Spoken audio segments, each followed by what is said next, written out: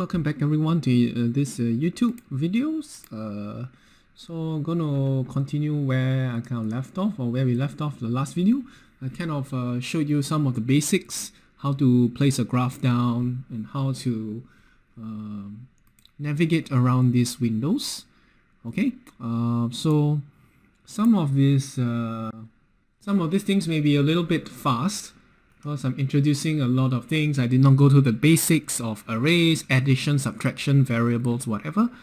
But I'm going straight into the part where we can make stuff happen. Okay, so there's still a lot to cover, but I'm going to cover just want to cover the basics of how to read an audio file and play with some of the frequency tools you have here. They are relevant, especially like graphs and charts and all, what have you. Okay, so the last time we talked about setting some of the graph stuff. Alright, some of the graph stuff, like making a little bit of a graph here, and how this will be put into the block diagram. But of course, we need our input data next. So how are we going to have our input data? So that's what we're going to discuss this video, and hopefully we will have a waveform here. A waveform here of what the Rick Astley song I just sung. It's a Rick roll. Yeah, the Rick roll I just sung the last video, and that's hopefully what we want to come up with this video. So remember, for this graphing VI here, you just right click, go to graphics and sound, go to sound and go to input. You will go and see this thing called sound input read.vi. Okay, so what are the pieces of data you need to give it? Okay, so if you need to, just press the context help and hover over your sound VI, and then it will show this thing over here. Okay, so what are you supposed to feed it? You're supposed to feed it there's a task ID here, there's a number of sample channels per channel, blah blah blah. I'm not going to touch that. But what you do need to give, it will give an output of data. Alright, it will give an output of data, and you need to give it some input, like where is the sound file going to be. So just go here and you go and click, click on this sound VI. Okay, go to the outside, and you see this thing called task ID. Alright. Okay, oops, I think I showed you the wrong VI the last time round. Okay, no wonder it looks so funny, but never mind. Okay, let me go through it again. Go to functions, graphics and sound. Go to sound and go to files, not input. Okay, not input. Go to files. Okay, and you go to simple read. Okay, sound file read simple.vi. Okay, because you're supposed to read a sound file, you're not supposed to get input from your microphone. Okay, so what I gave you just now, I think was supposed to be for microphone, not for the files. Okay, so let's use the context help again, just like we did the last time. And this time, okay, now you can see. Okay, you see number of samples per channel, position mode, position offset, blah blah blah. The only two things you need to take note to actually get this to work the simple way. Okay, one is a path. Okay, this variable is known as a path.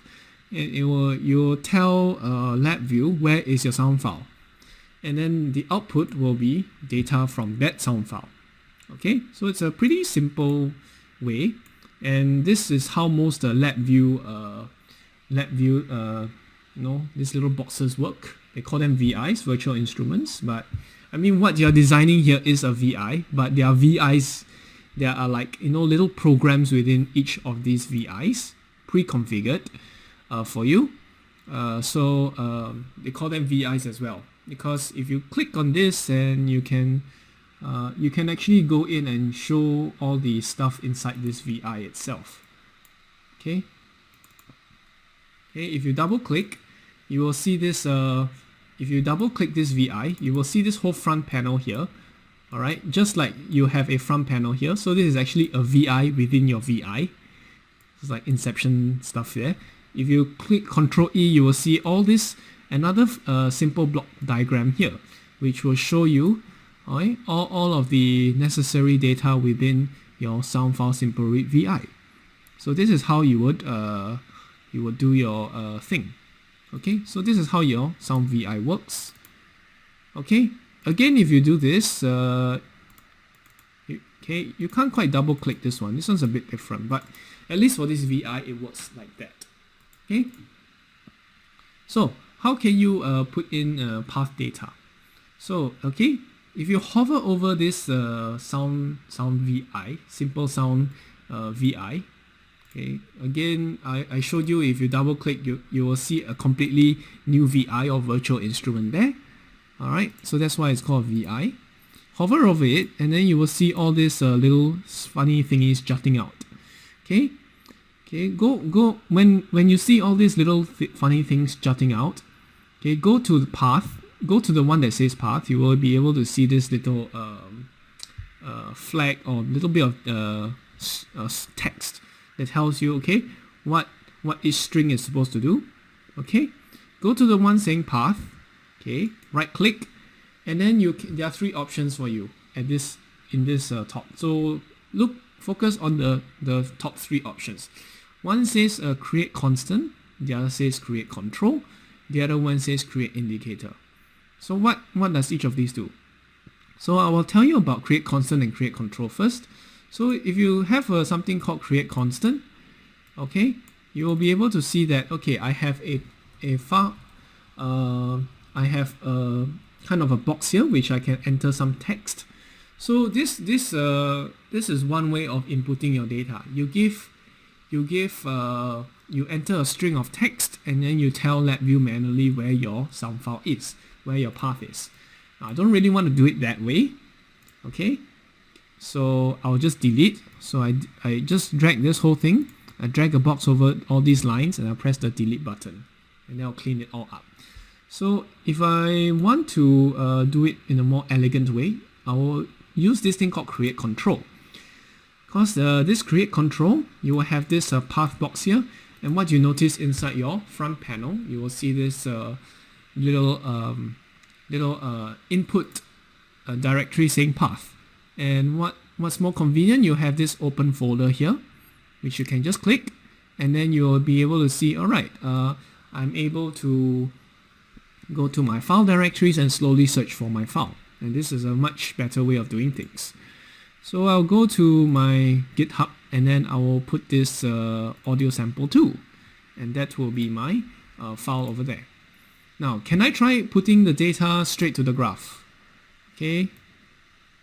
Now, if you notice, you hover over the part that says data, and then your cursor will change to this spool looking thing here. You drag it out, and you try to put it, you can drag it to the part that says graph. Okay, for now it works. Okay, for now it works. So, let's try. Let's try running this, and then wow, voila! There you see that now your LabVIEW was able to take in a wave data, and then it was able to put this out into a graph, put this out as some data into a graph format. Okay, so that's how this thing works. Now you can do a similar thing with using the chart as well. Okay, so I'm just going through some stuff. There's a chart which you can do here.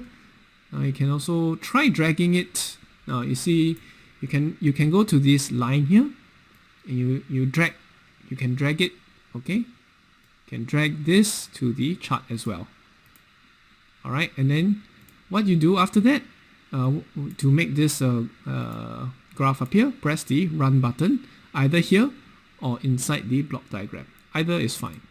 So if you press the run button, you'll be able to see some of the data that comes out.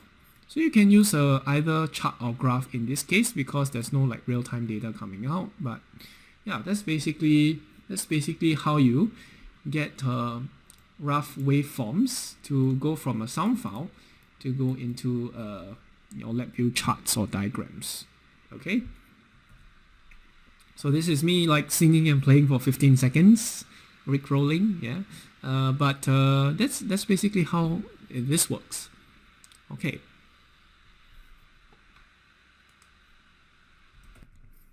Okay, so as you can see, getting a wave file to be displayed as a a waveform and on a graph is actually pretty simple in LabVIEW. So again, if you want to go and get a graph, you just right click on your front panel, go to graph, and you will see this thing called waveform chart and waveform graph. You can do both like I did here. Alright, so it's pretty intuitive. I mean, at first it's not intuitive, but when you start drawing lines between these boxes, it gets more intuitive. Alright, so what LabVIEW does, you have to read a wave file with characteristic frequency. Go to the sound panel,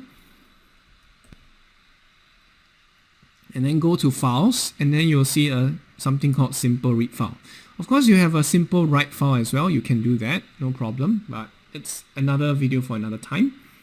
If you want to do some sound mixing, you want to do all that kind of stuff, you can do that as well. Yeah, so you can do that, but that's for another time. Okay, so if you to get this whole thing running, alright, to get this whole thing running, you just press the run button here, and then you will see the waveforms actually come out. Alright, so that's basically how to get it to work. Now let's say I want to do something more interesting, like a fast Fourier transform, or some sort of frequency-based analysis. How do I do that? So okay, first thing first, I will get a graph out. I'll just get a graph out here. So I want to display a fast Fourier transform, right? Fast Fourier transform. Okay. So I will drag this graph here and I will scale it accordingly. This one's a bit easy. So I have this graph called Fast Fourier Transform. That's where I want my data output to be. So if I want to do Fast Fourier Transform, okay, right click on the block diagram and go straight to not waveform but signal processing. Okay, now again I'm going to show you again. Right click here and go under functions, you go down to this part called signal processing, and under signal processing you will see a lot of these things here. Go to the one that says transform, okay, and then go to the one that says FFT, which is Fast Fourier Transform. Now I'm going to do it one more time. Functions, go down to signal processing and go to transforms. You will see this Fast Fourier Transform here. You will also have an inverse FFT, inverse Fast Fourier Transform, in case you want to convert everything back. But I'll just show you the Fast Fourier Transform here. So this is what your Fast Fourier Transform is. If you're not sure what it does, go to Context Help, show the Context Help window, hover over the Fast Fourier Transform. Alright, so what does it do? It computes the Fast Fourier Transform of the input sequence X, where X is some array or matrix. And then it will output another whole array, which is X, size X, and then it will give it an array. Okay, so basically what you can do is this. You try and wire this thing in. So wire this thing in here into the part that says X. So again, I try again. Okay, now if you ever get stuck in here and you're trying to get out of this spooling mode, just press escape. Okay, so I'm going to try again. And I'm going to wire this thing to X, and then this thing I'm going to get it out to the Fast Fourier Transform. So you can see it's a pretty simple, doing a Fast Fourier Transform is pretty simple. So you get the data from this wave file, this array data, you push it into the Fast Fourier Transform, and then you push it out as a graph. Okay, so now it's going to show you this weird thing here. So it doesn't look right at all. Okay, so something is obviously a little bit off here. So there is a little bit more of a thing you need to do. Okay, so what this thing is you need to do is called the index array. Okay, because you're supposed to see a lot of frequencies that are showing up here, but you only see one straight line and the time or the x-axis. This is the bottom is supposed to be called frequency bins. Okay, the bottom is supposed to be called frequency bins, and it is supposed to go across all your data. You should be able to see a spectrum of sorts, but this is not the correct spectrum. So how do you get it done? You basically need to have this thing called indexing array. So I'm going to break this part up. I'm going to delete. Okay, and you'll see this thing is broken here. There are like broken lines, meaning to say the fast Fourier transform, that part is broken. So I'm going to press this, click this and delete. So I want to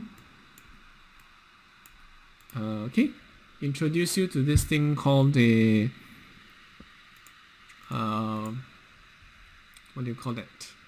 Yeah, index array. Okay, so what do we do? Go to array and you'll see this thing called index array. Put it here.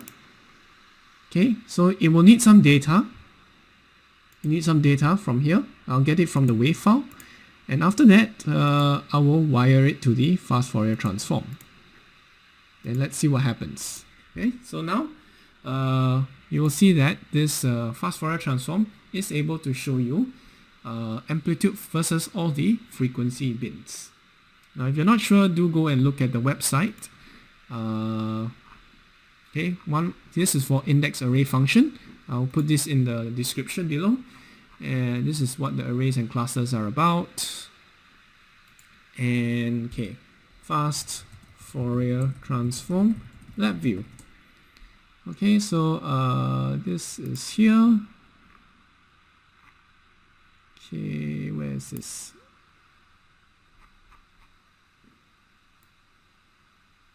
All right, so this is what how you find all these things within the Fast Fourier Transform. You'll notice over here that there are like there's a positive and a negative part. Okay, you'll notice that this graph looks very much symmetrical.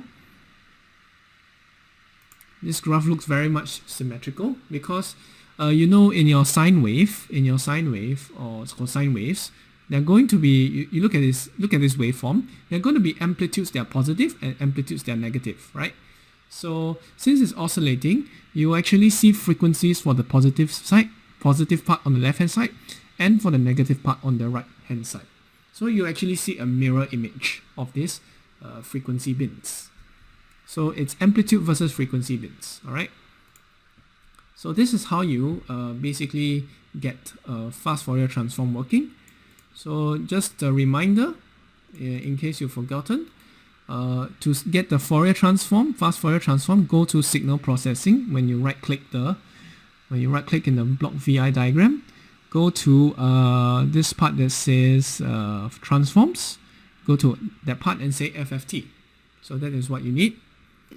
If you need to look for your indexing array to make it work, go to Functions, go to Array, and go to this part saying Index Array. If you're not sure what all these are, don't worry about it yet. Hopefully, if I have time in the coming videos, then I can explain why you need to do all these special tricks to get the Fast Fourier Transform to work. Okay, but that's basically it. Okay, so this is just some introduction to help you find where the tools are. All right, and just the bare bones of how to get it to work without too much explanation. All right, and of course, yeah, these are some things you can do with your waveform. And if you want to look at how to interpret these kind of graphs, you can take a look at this this page over here by National Instruments. So I'll put this into the description. Alright, so that's all for this video. I'll see you guys next time. Thanks for watching. See you guys again. Bye bye.